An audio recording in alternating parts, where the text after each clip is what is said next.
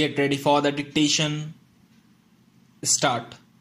Socio-economic empowerment is more effective than coercion in cutting fertility rates. Incentives and penalties form an integral component of the measures to control population growth announced by Uttar Pradesh Chief Minister Yogi Adityanath on Sunday.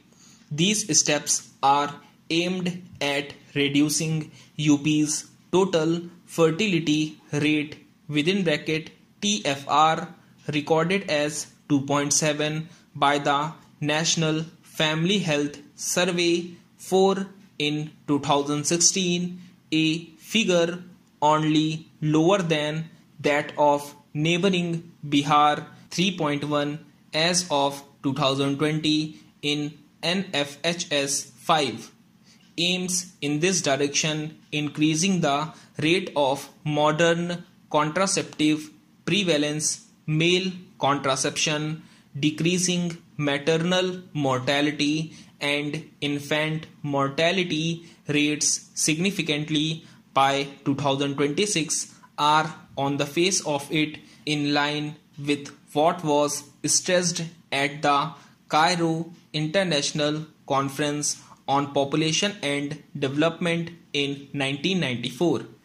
The Cairo Consensus called for a promotion of reproductive rights, empowering women, universal education, maternal and infant health to untangle the knotty issue of poverty and high fertility.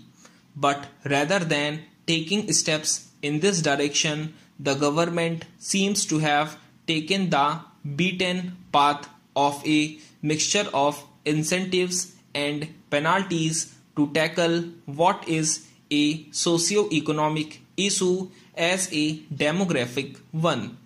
In a draft Uttar Pradesh Population Control, Stabilization and Welfare Bill 2021, the government aims to incentivize one-child families and reward those with two children with perks in government schemes, rebates in taxes and loans, and cash awards if family planning is done, among other soaps.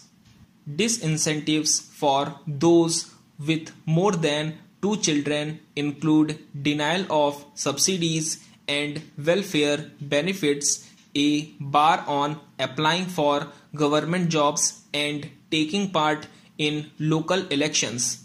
Assam, also led by the BJP, is mulling a similar policy.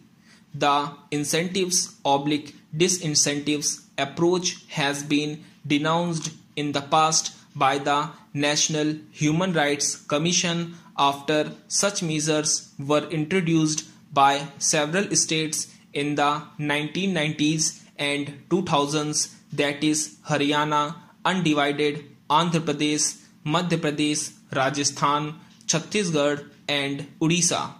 The Supreme Court in 2003 upheld a Haryana government law barring persons with more than two children from contesting local body polls, but the legal grounding of the moves impinging upon the informed choice of the individual remained questionable. Empirical studies of coercive measures have shown their discrimination against marginalized people in particular, and with no discernible effect on population control, while more substantive poverty reduction schemes and economic reforms have raised labor productivity and employment opportunities, allowed families to empower women and reduced fertility rates as rational choices. India's TFRs have been reducing substantially across most states, even in UP and Bihar with the highest TFRs. To hasten the drop to replacement levels of fertility, states should tackle the socio-economic issues confronting India's largely youthful demography rather than seeking new Malthusian approaches on population control. Stop.